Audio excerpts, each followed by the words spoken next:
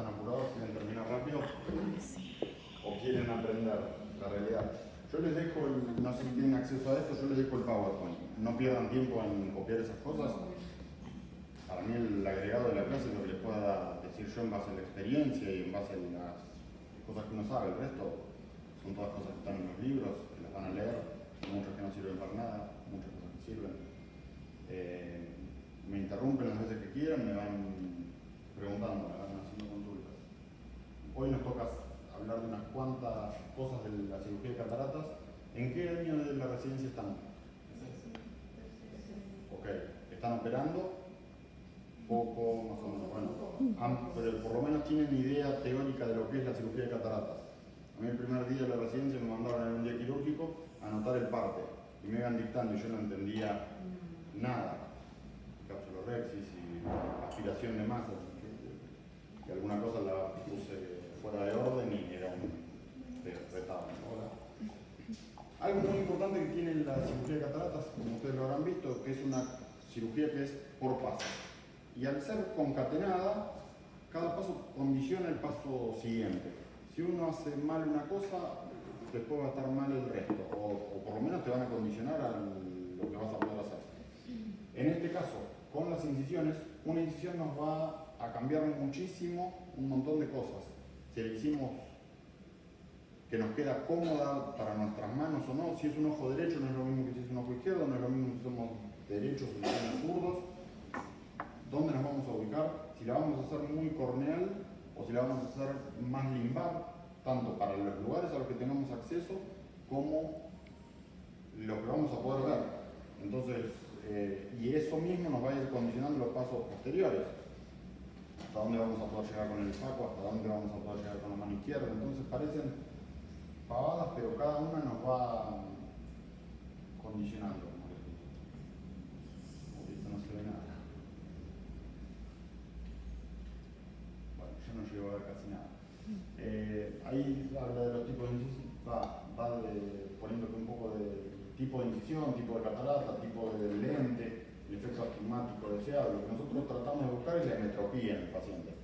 Vamos a tener otro concepto que va a ser mucho más limitado, que es el tema de la cirugía facorrefractiva. Hoy hay mucho paciente que a partir de los 45-50 empieza a buscar con una lente multifocal tener visión cercana. En ese caso, gracias. En ese caso, si bien la cirugía es la misma, uno la va a adaptar con algunas cosas. Lo que tratamos de buscar es que el paciente vuelva a ver como veía antes de tener cataratas. Características deseables de las incisiones. ¿Qué es lo que se ha buscado? Que sean de fácil ejecución, que se puedan repetir, que uno pueda hacerlo en forma sistemática y le salgan iguales, no que salga una bien, una mal, que una selle, que la otra no selle. Que no generemos astigmatismo o que generemos el astigmatismo que nosotros deseamos. Ahí hay muchas escuelas y distintas cosas y va después de la práctica de cada cirujano. Con qué cuchillete trabaja, cuánto de astigmatismo tiene el paciente, a veces se puede compensar en forma incisional, a veces no. Todo eso va a depender particularmente del paciente. Y después lo que nos va a limitar mucho va a ser dónde trabajemos, dónde estemos operando, porque hay cosas que son muy lindas en la teoría, pero después en la práctica son diferentes. Como entre las clases que vamos a tener hoy es de viscoelásticos. Todo muy lindo con todas las clases de viscoelásticos, pero yo opero con el viscoelástico que hay en el quirófano que me dan. Tengo una clase de viscoelástico, no puedo. Liviano, pesado, ahora dame, es con el mismo, arreglarse y hacer un poco todología. Después uno tiene otras cirugías que son premium, en las que puede llegar a tener alguna otra cosa, pero es lo mismo. Hablamos de una lente de 40-50 mil pesos y una lente de $2.000. Entonces son ambientes diferentes. Una cosa es operar con un Phaco Storz viejo del año 2000 y otra es con un Constellation. Son cosas distintas. Son distintas las cataratas y distintos los pacientes. Está el que, como les decía, no quiere usar anteojos para ver de cerca y está el paciente que llega con visión movimiento de manos. Las expectativas que tiene cada uno son distintas también. Entonces, al que viene con visión movimiento de manos, aunque vuelva a ver algo, ese paciente está contento. Y el otro paciente, si no ve llega a ver uno sin anteojos, les quiere arrancar la cabeza, le va a decir que me hicieron, yo antes veía bien.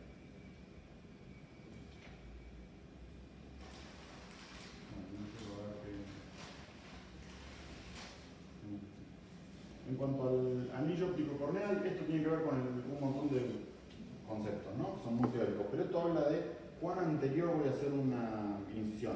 Si yo voy a hacer una incisión que va a ser muy larga, tunelizada, cuanto más me acerque al eje visual, va a ser peor, todo eso va a dejar cicatriz, porque yo voy a estar haciendo un paso a través de todo el estroma, profundo. En cambio, cuanto más limbar lo haga yo, o hasta incisiones esclerales, no voy a estar generando ninguna alteración óptica. Reglas generales, regla de la válvula. ¿Esto qué quiere decir? ¿Cómo vamos a incidir? ¿Con qué ángulo vamos a incidir nosotros en la córnea? Si nosotros incidimos como está a la izquierda, esa incisión va a permitir el pasaje, libremente pasaje a ambos lados de la córnea y ya no nos va a actuar como barrera. En cambio, si lo hacemos como la imagen de la derecha, vamos a estar teniendo una válvula. Los bordes de la misma incisión se van a sellar, no se van a autosellar, para eso después tenemos que hacer la hidrosutura, pero sí nos va a ayudar a mantener el tono de ese ojo durante toda la cirugía.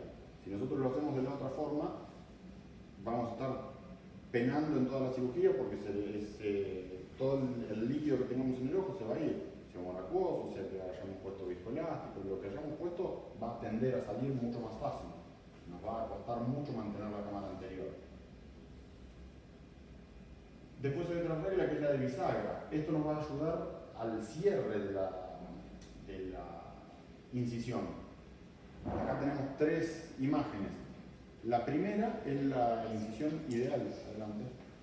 La primera es la incisión ideal en la que los bordes externos no llegan a la parte anterior de la incisión. Esa es la que va a funcionar perfecto. En la segunda no nos va a alcanzar, entonces miren lo que se hace. Se hace un punto de sutura en el medio y se terminan generando dos incisiones a los costados que terminan cumpliendo la regla de la de arriba. Es así, las vamos a poder sellar con hidrosuturas a las dos por separado. Es por eso, no es que es caprichoso cuando una incisión no autosella o no cierra y la tenemos que cerrar con sutura. Es simplemente por esto, es física.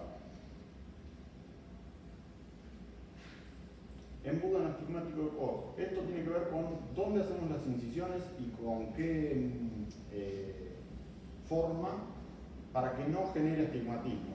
Pero esto prácticamente está en desuso porque todo esto es para incisiones esclerales, que la van a usar para o cirugías extracapsulares o para alguna cirugía en especial. La tendencia hoy es hacer todas incisiones corneales. Entonces, dentro de este triángulo no generan astigmatismo. En la parte inferior pueden ser un poco más grandes y en la parte superior, cuanto más nos acercamos al limbo, tienen que ser más controladas.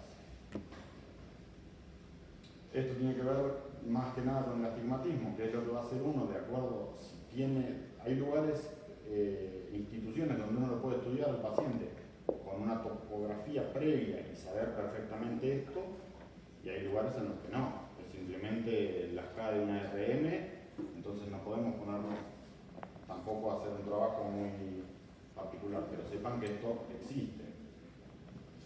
Bueno, entonces si son a favor de la regla, en contra de la regla, o astigmatismos oblicuos, para ver eso, para ver dónde ubicamos nuestras incisiones.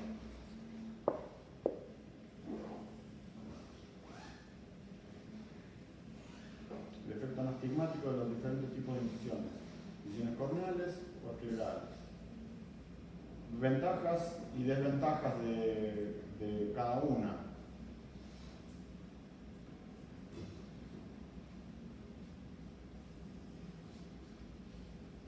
Esto ya les digo, esto es de los libros, yo se los dejo, pero no lo tienen que ver en la práctica, no van a resolver demasiado con un 2,8, así lo que pueden hacer es hasta un 0,5 con una incisión contraria a la incisión principal, pero tampoco es matemática, va a depender cómo termine cicatrizando ese paciente.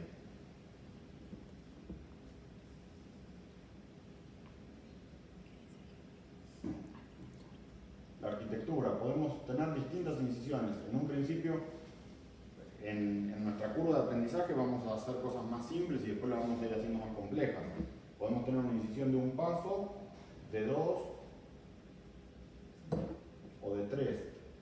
Lo que terminamos haciendo es la incisión de 3 pasos, que va a ser ir perpendicular al endotelio, al epitelio, perdón, ni bien lo perforamos, vamos a subir, el famoso bajar la cola del 2,8 e ir caminando por el estroma hasta que vemos que progresó todo hasta la punta, y ahí vamos a volver a apuntar hacia el endotelio hasta perforarlo. Una vez que lo perforamos, llegar a que la muesca esa que tiene el 2,8 llegue a haber atravesado todo el endotelio.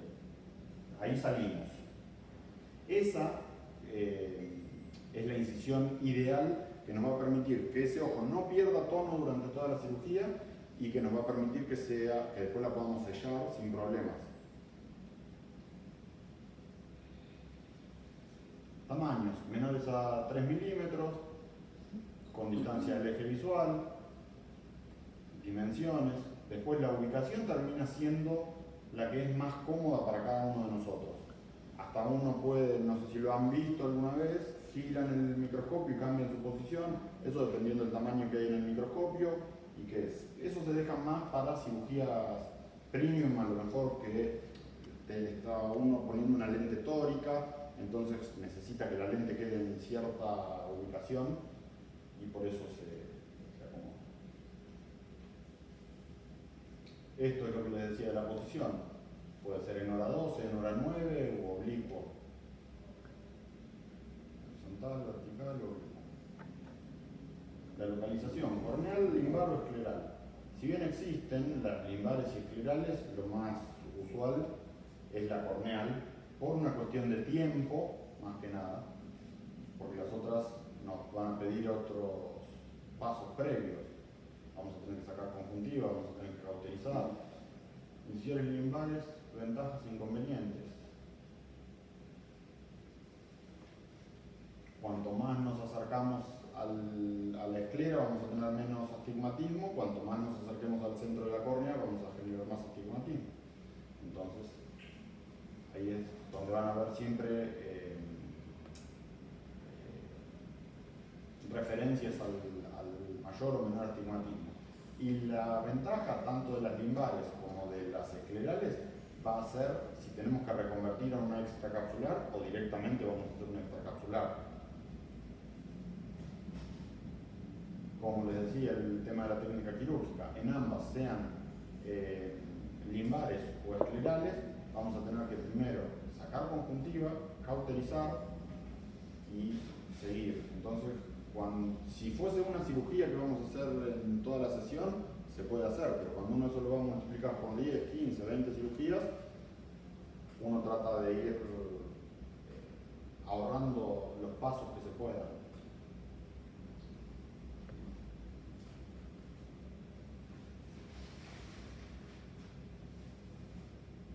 Acá lo mismo. Bueno, también algo importante que nosotros muchas veces no lo tenemos en cuenta, el estado general del paciente. Acá dice no útil en pacientes anticoagulados. Dependiendo del medio en el que estamos, el paciente sabe qué medicación toma, qué medicación no toma.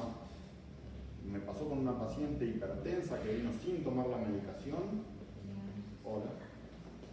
Hizo una hemorragia subconjuntival terrible, se suspendió la cirugía ahí, además estaba anticoagulada, la paciente nunca refirió que estaba anticoagulada, hizo una hipertensión secundaria, un despiole que pasamos de que la paciente fuese a ver 10 décimas a ver si mantenía algo de visión. Vino a las 24 horas con una midriasis reactiva, con una PIO en 40, un problemón.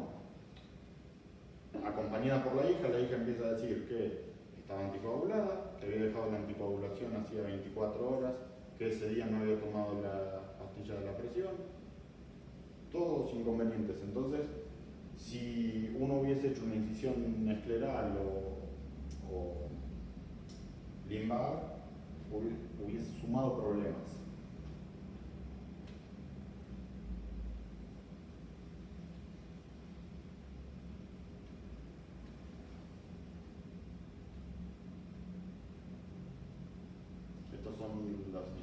las distintas formas en las que se pueden hacer incisiones. Incisión en córnea clara. Esto es lo que vamos a trabajar la mayoría de las veces. Tiene todas estas ventajas, que como les decía, practicable bajo anestesia tópica, rápida ejecución, no precisan suturas, con las suturas estamos bien, que son útiles en cirugías, no hospitalan cirugías previas.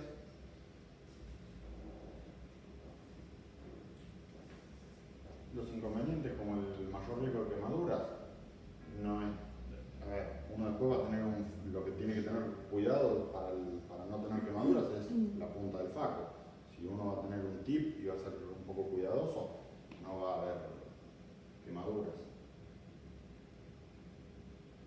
Y el riesgo de hipotonía no lo vamos a tener si hicimos una buena incisión y lo vamos a estar controlando al paciente.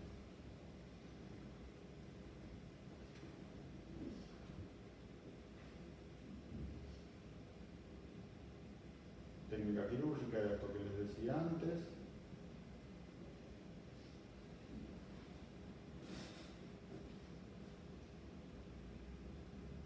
Técnicas básicas del cierre de las incisiones. Bueno, se van a hacer hidrosuturas, básicamente. Vamos a hidratar el estroma con una cánula. Ese es mi gatito, Ernesto. Y ahora pasamos a la capsulorhexis. ¿Dudas de incisiones? Una consulta, cuando necesitas hacer en la principal un punto, después de que el paciente lo vas controlando, más o menos como tarda en cerrar la incisión en la córnea, ¿cuánto sería lo recomendable esperar, si es más allá de un mes o incluso más, como para retirar ese punto, o conviene dejarlo? Si no te dan mucho estigmatismo, o si le compensa su estigmatismo. Bien, ahí tenemos varias cosas a tener en cuenta. Primero, va a ser un punto que lo vamos a hacer estromal, no es de espesor completo de la córnea, de estroma a estroma. De acuerdo a cuán tirante o no haya quedado ese punto, le vamos a generar astigmatismo o no. A veces uno ya lo ve en la lámpara de hendidura y ve que está tironeando mucho, entonces no se lo voy a querer dejar demasiado tiempo. Pero lo primero siempre es la salud general. Si yo después le genero un astigmatismo y se lo corrijo con anteojos, es un segundo paso, pero yo no voy a querer que ese ojo esté hipotónico porque vaya a perder líquido. Un punto por lo general no menos de 15 días se lo vas a retirar. Entre los 15 días y el mes, de acuerdo a cómo lo veas al paciente. ¿Qué agudeza visual tiene? Porque también ahí, y cuando vos lo estás viendo en el ARM y con los CAR, se viendo también de cuánto es ese astigmatismo, que le está generando o no. Entonces eso es lo que te puede apresurar o no. Yo he visto pacientes a los que directamente ni se lo sacan a los puntos. Y es un paciente que viene, paciente especial, que viene un año después al control. ¿Cómo no le sacaron el punto? Pero no es lo aconsejable. Para hacer un buen seguimiento yo te diría que entre los 15 días y el mes. Eso después te lo va a ir dando la práctica también. ¿Dónde estás? ¿Qué paciente tenés? Hay muchos pacientes que se te pierden en el postquirúrgico. Una paciente operada con 8 décimas de visión a las 24 horas no vino más por 20 días en el Instituto Las Botas. Cuando vino, cuando tenía una endoftalmitis por el dolor. Y fue un, señora, no vino más, acá está en la historia clínica que usted vino. No vine más, estaba bien, ¿y para qué? Si no me citan todos los días, porque el paciente también le molesta, a veces tiene que coordinar cómo va a venir. Eso es algo que también uno lo tiene que medir, lamentablemente. Si uno lo va a hacer venir todos los días y ese paciente se va a perder, a veces es preferible sacárselo antes. Si vos lo venís viendo que viene bien, idealmente se lo iba a sacar al mes, pero a los 15 días está bien, se lo saco a los 15 días. Pero tiene que haber mucho manejo artesanal, que es ese mismo paciente que ya lo ves que está teniendo problemas con las gotas cuando se las pone, que protesta si lo vas a hacer venir, que si hay un acompañante. Entonces, de eso depende. Pero yo te diría que entre los 15 días y el mes, idealmente. ¿Qué más? ¿Alguna otra duda? ¿Seguimos? Bueno, capsulorhexis. ¿Qué es la capsulorhexis? Por epistemología, por el origen de la palabra, es el rasgado de la cápsula. ¿Qué vamos a hacer? Rasgar la cápsula anterior del cristalino. Historias de cómo empezaron en árbol de Navidad haciendo de esa forma. Eso se dieron cuenta que tenía mucho, ese rasgado, esa punta se iba hacia posterior, continuaba el rasgado y terminábamos teniendo una ruptura capsular posterior. Después apareció la técnica de abrelatas y distintas. El riesgo de todas estas es la extensión hacia la cápsula posterior. Falta de estabilidad de la lente.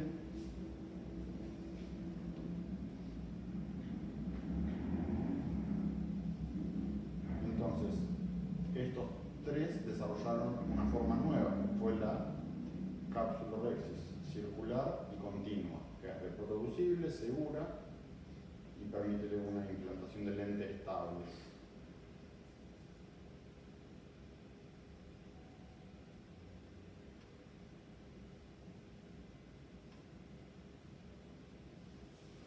¿Por qué necesitamos que esa capsulorhexis sea circular y continua?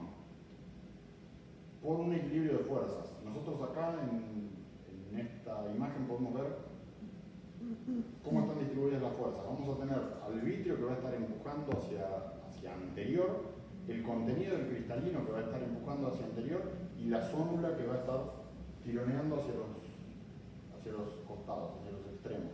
Entonces, para neutralizar todo eso, nosotros tenemos distintas cosas para hacer. Lo primero va a ser cómo los contrarrestamos, con viscoelástico. Primero lo que vamos a hacer es poner viscoelástico. De esta manera vamos a tener, nosotros desde el microscopio lo que siempre valoramos es tener cámara anterior, pero en realidad lo que estamos haciendo es evitar que ese cristalino se nos esté viniendo hacia adelante. Relaja la zónula, evita el desplazamiento antero-posterior y equilibra la presión vítrea.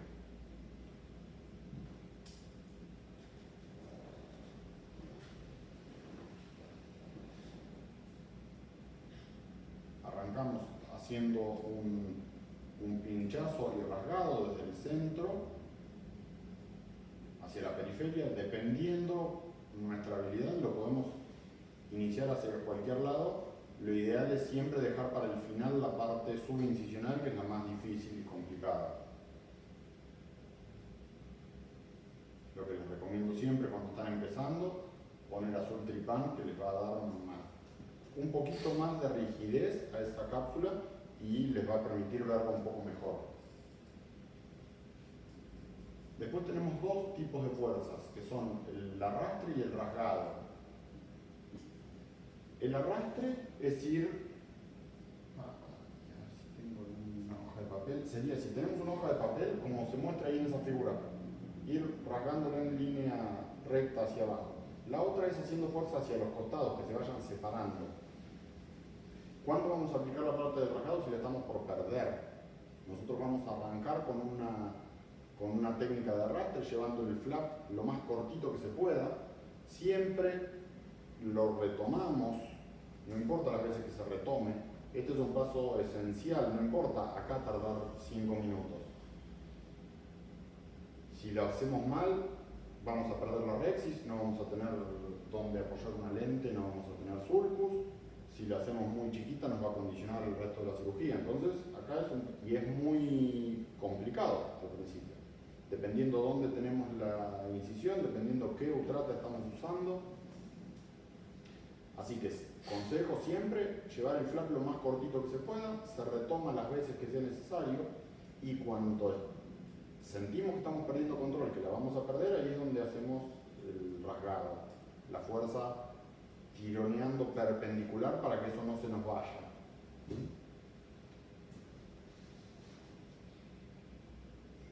Ahí se llega a ver el video.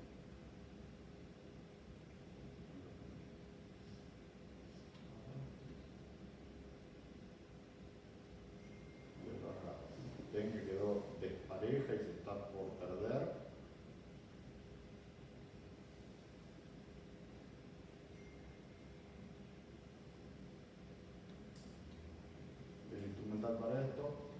cistito no era lo que se usaba primero, hoy se puede usar en el caso que uno la esté por perder y no tiene forma de recuperarlo con la utrata, se termina haciendo en abrelatas. Pinzas coaxiales, después esto hay distintos tipos de utratas, hay otras utratas que son invertidas, que están cerradas, cuando uno las aprieta se abren, pero eso después es encontrar el instrumental que mejor, que más le guste. Paso a paso. Acá son muchas chicas, muchas mujeres, ese es un técnico de fútbol que siempre dice paso a paso. Punción, lo primero que vamos a hacer es hacer un agujerito en el centro. Sin levantar la utrata vamos a hacer el desgarro hacia un costado, hacia el lado que les guste. Algunos lo hacen en forma antihoraria, algunos en forma horaria. No hay diferencia, eso más que con lo que se sientan cómodos. Y en la medida que van teniendo el flap, yo lo que recomiendo es tenerlo lo más cortito posible. Lo van arrastrando, arrastrando, arrastrando hasta llegar.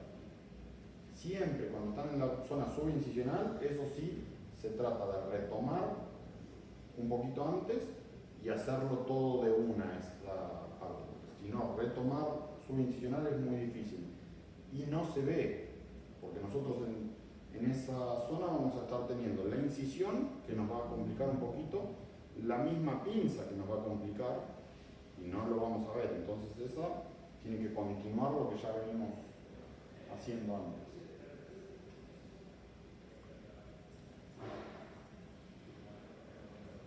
Antes de esto, algo importante que no les dije. Para hacer la rexis, nosotros habíamos hablado antes del viscoelástico. Cuando vamos a poner el viscoelástico, siempre el viscoelástico ingresa inyectando, nunca ingresa la cánula. Lo que va a ir empujando es el viscoelástico, los labios de la incisión, y va a ir abriendo camino el viscoelástico. Cuando tenemos ese viscoelástico, a partir de ahí progresa la cánula. ¿Por qué? Para evitar tocar el iris y que nos empiece a hacer una miosis el paciente y después vamos a tener una cirugía complicada el resto del tiempo. Para evitar hacer un rasgado, nosotros si hacemos un rasgado ahí, estamos fritos porque tenemos que hacer la rexis donde está ese rasgado y por lo general va a ser eso subincisional y la tenemos que arrancar desde acá para terminarla. Complicamos, empezamos perdiendo el partido 5-0, después recuperarlo es imposible. Consejo siempre, el viscoelástico ingresa inyectando y después progresa la cánula en la medida que nos abrió paso el viscoelástico, que nos va a hacer de colchón después y de barrera para todo. Tamaño. Ahí tenemos de nuevo, todo esto es customizable, es adaptable de acuerdo a qué hacemos. Si nosotros tenemos, como les decía antes, una cirugía para presbicia, para poner una lente tórica, una lente multifocal al paciente, la vamos a querer que esté bien centrada y bien agarrada. Entonces vamos a elegir hacer capsulorexis más chicas, que nos van a complicar un montón esa capsulorexis chica en la cirugía. Pero lo que más nos importa es el resultado refractivo posterior de ese paciente. Frente a una foco común, a una lente monofocal que vamos a poner, vamos a tratar de hacerla más grande para que nos permita tener un mejor acceso a la catarata, manipularla y no vamos a tener complicaciones. Entonces, una capsulorexis ideal de 5 a 5,5. Ventajas, bueno, acá tenemos esto, ventajas de una más pequeña y una más grande. Las pequeñas son más fáciles de realizar, ¿en qué sentido? Que tenemos mayor margen, entonces no estamos yendo nunca al límite. En una grande vamos a correr el riesgo de perderla en ese caso. Después es un poco, yo creo que las grandes son siempre mejores para el resto de las cosas, para la aspiración de masas, para los núcleos sean duros o blandos. Una grande te permite, es una ventana más grande que tenemos para acceder. Sí nos va a quedar mucho mejor centrada la lío y no solo centrada, sino agarrada. Después en la práctica se van a encontrar con muchos pacientes que vienen con una áptica luxada. La lente entera es difícil, pero sí pasa porque el paciente tose, porque el paciente no hace el reposo que corresponde. Entonces, cuanto más pequeña sea, mejor, sin dudas. Desventajas de los pequeños, mayor posibilidad de rasgado. Esa posibilidad de rasgado es si no somos muy suaves a la hora de manipular el núcleo, pero no por la rexis en general. La grande no es que sea más difícil de realizar, sino que nos lleva a ir al límite.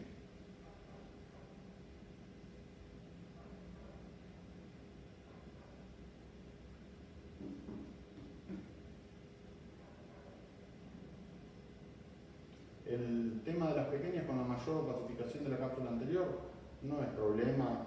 Si generara algún problema óptico, el día de mañana se resuelve con un ray láser. No es problema, no por eso uno deja de hacerlo. ¿Por qué genera mayor inflamación?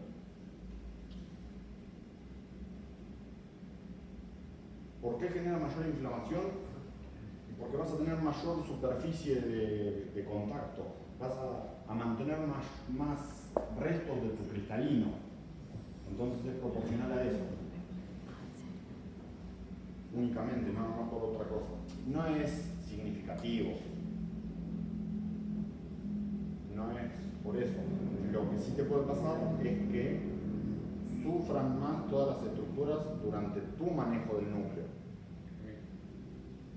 Que por eso se inflame más el ojo, pero no por ausencia de reflejo. Lo que yo les decía antes, siempre es recomendable en las etapas iniciales, todo lo que se pueda, usar azul tripán. Y después, bueno, pseudoexfoliación capsulada, pupilas estrechas, todas esas son cosas que nos van a hacer sudar y transpirar cuando estamos arrancando. Ninguna de esas es recomendable. Siempre que uno arranca y siempre que uno está como instructor de cirugía de cataratas, no le va a dar al que está empezando ni una pupila chica, ni una catarata que haya poco reflejo rojo, ni una cirugía que sea polar posterior, nada de eso.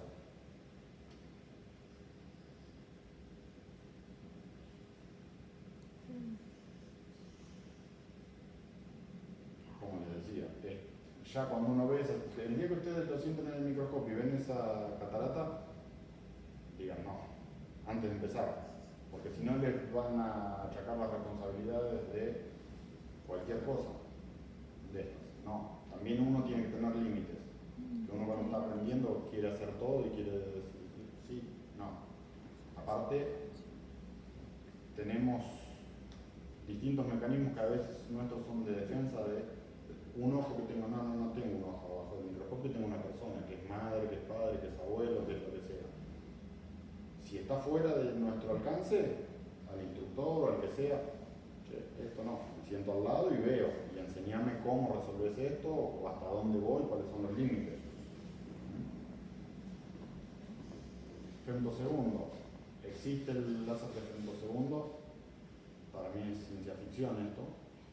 En la realidad, acá en Argentina, he andado por muchos quirófanos y en ningún lado he visto, y tampoco en cuantía. Sirve para hacer incisiones, para hacer la capsulotomía anterior, pero no es cristalino. No sé si eso en el futuro lo veremos.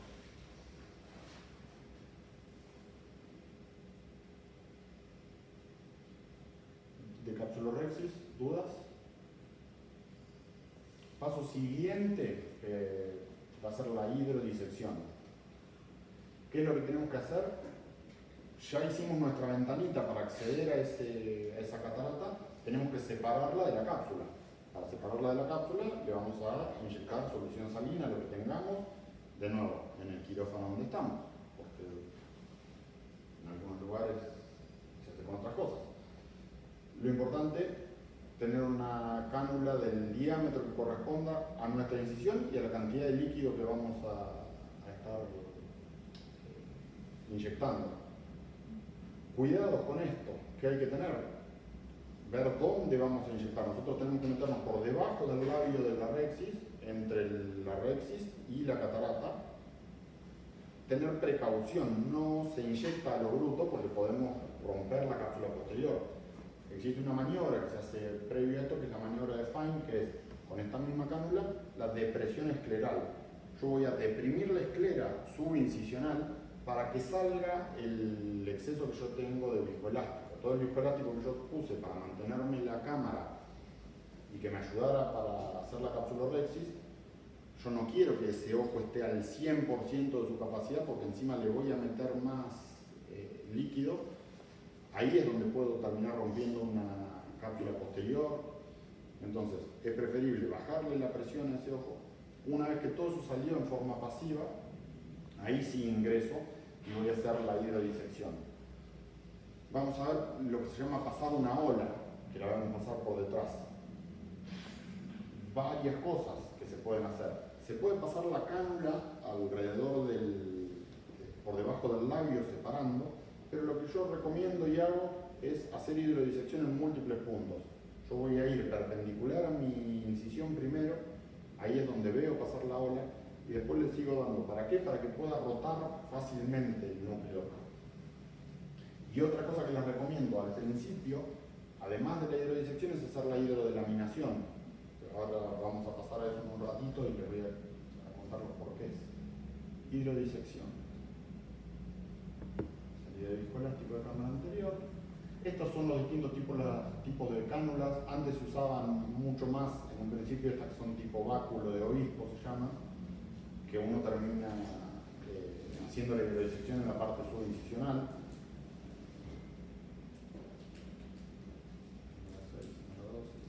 Lo que hacemos es esto, es que esta es la ola que nosotros vamos a ver pasar.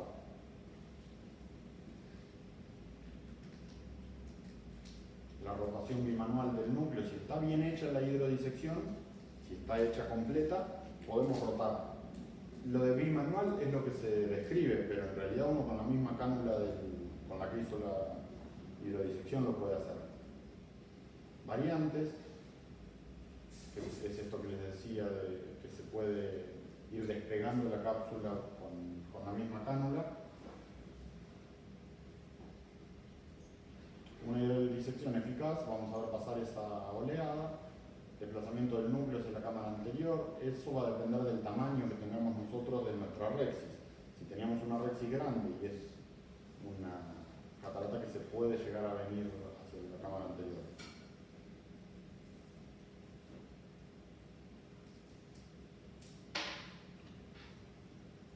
Complicaciones frecuentes: miosis, prolapso nuclear en la cámara anterior, poco frecuentes y más graves: ruptura de cápsula posterior, bloqueo pupilar y subluxación del cristalino. Miosis, ¿cuándo se nos puede dar? Como les decía antes, si habíamos ingresado con la cánula del viscoelástico, que progresó la cánula y tocó el iris en lugar de haber entrado viscoelástico, primero abriéndonos camino. O que hagamos lo mismo cuando vamos a hacer la hidrodisección, que con nuestra cánula toquemos el iris. Si estamos atentos, nosotros tenemos una cámara que ya está mucho más amplia por haber tenido viscoelástico. Si bien le sacamos un poco, sacamos en forma pasiva, pero tenemos el camino allanado, no tendría que pasarnos esto. El prolapso del núcleo de la cámara anterior tiene que ver con la dureza de ese núcleo y el tamaño de rexis que tengamos. Las poco frecuentes pero más graves, sin duda, la rotura de la cápsula posterior, que es o porque lo hicimos sin haber hecho esta maniobra de Fine que les digo de presión escleral para que salga un poco de viscoelástico antes, o porque le dimos muy brusco la inyección.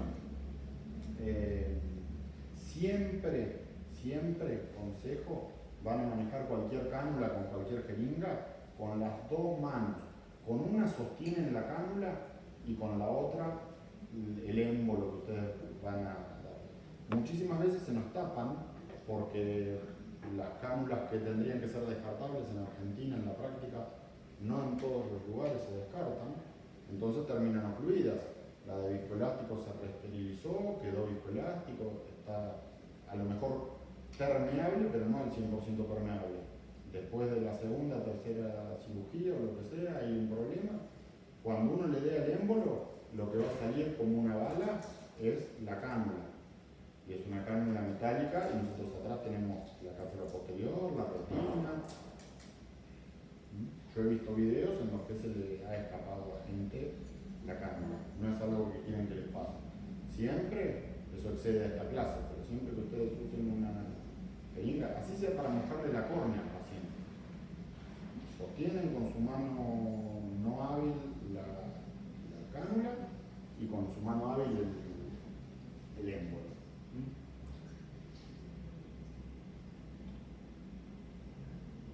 Miosis. Bueno, acá tenemos que se puede dar.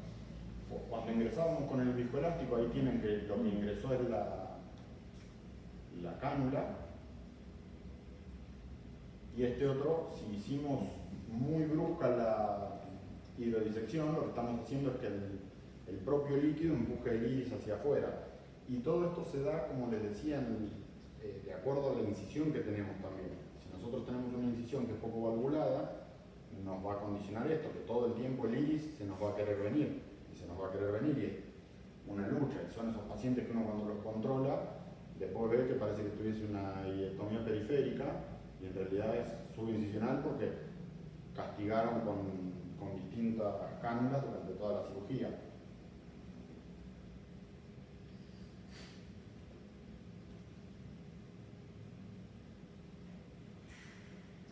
Cualquiera de estos casos, rotura capsular posterior, en el caso de cataratas subcapsulares posteriores con placas densas, no son para arrancar. Cuando uno va a arrancar haciendo cirugías, no, porque va a generar problemas, va a generar complicaciones. Paciente que tenga vitrectomía previa, tampoco son para hacerlo en tal caso si uno tiene el retinolo valvado, porque va a ayudar después. Y la penetración periférica de la cánula es un error que puede ser del principiante, pero por habernos sido demasiado profundos. Si no, en condiciones normales no tendría que pasarnos. Ahí tenemos la rotura capsular posterior por haber inyectado muy brusco. Eso es lo único que tenemos que tener cuidado. Bloqueo pupilar que se puede dar, en ese caso con la misma cánula lo que hacemos es moverlo para los costados para que no suceda. Situaciones especiales, cataratas intumescentes, pero todo este tipo de cataratas son las que no hay que operar al principio, porque esto ya está al límite de una extracapsular, dependiendo que este es un buen faco por lo que vemos. Si el cirujano es experimentado puede jugársela, pero ya ven que es todo un ojo rojo. Cataratas negras, después se van a ir encontrando de todo. Cataratas posteriores, síndrome pseudoexfoliativo. El mayor problema con el pseudoexfoliativo va a ser la debilidad sonular, no la catarata en sí. La catarata en sí la van a poder operar, pero va a quedar desonulado. Entonces ese paciente, ustedes le hicieron una ecometría y después le van a poner la lente va a quedar mirando para el costado y el paciente te va a decir, ahora veo doble. O la ecometría que vos pensabas que iba a andar bien, ahora la tenés que corregir con un -2. Entonces, síndrome pseudoexfoliativo, al principio no. Después acá hay un par de papers que les dejo como cosas locas de estudios que se han hecho sin hacer hidrodisecciones. La hidrodelineación, o hidrodelaminación, que va a ser una variante de lo que habíamos hecho. Primero hicimos la separación de la corteza con la catarata. Lo que vamos a hacer ahora es separar el núcleo del resto de las capas del cristalino. ¿Para qué? Porque es una buena variante al empezar, porque todo eso nos va a quedar contra la cápsula, nos va a aumentar el tiempo de cirugía, pero nos va a dar más resguardo. En lugar de tener contacto directo con la cápsula, vamos a tener parte de catarata. Entonces podemos comernos el núcleo duro, dándole al faco mucha potencia y demás, y siempre tenemos ese margen. Entonces yo lo recomiendo. La técnica es la misma con una cánula, nada más que lo que vamos a hacer es inyectar en el espesor de la catarata, no entre la cápsula y la catarata. Lo que vamos a ver si se hizo bien la hidrodelaminación es este aro de oro, se le llama. En lugar de ver pasar la ola como veíamos antes. Es eso. También esto hay que hacerlo con cautela, con cuidado, despacio, para no romper todo. Ventajas. Disminuye el consumo de energía ultrasónica porque nosotros vamos a terminar usando solamente FACO para el núcleo. El resto nos lo vamos a terminar comiendo con aspiración. Facilita la técnica y proporciona seguridad. Para mí lo más importante es que nos da seguridad.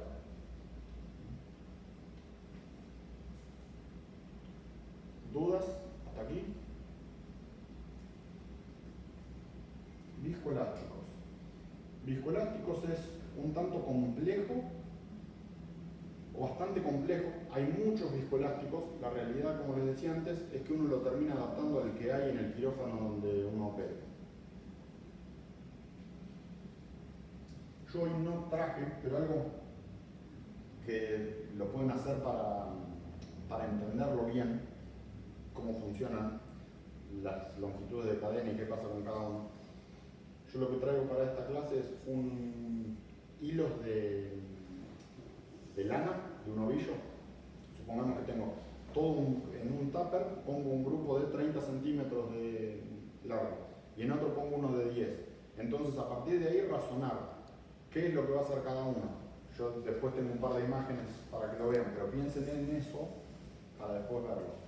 ¿Qué son? Son polímeros con propiedades físicas que varían según para qué los queremos y qué es lo que se hacen. Van a ver más largos, más cortos, pesados, livianos. Tienen características de ser elásticos, viscosos, pseudoplásticos, capacidad de recubrimiento, cohesividad o dispersividad, de acuerdo a los extremos, y después vamos a tener medios siempre.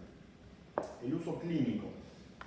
¿Qué ventajas nos va a dar? El primero, yendo desde el exterior, desde el anterior, que me gusta usar mucho, es como lubricación de la córnea.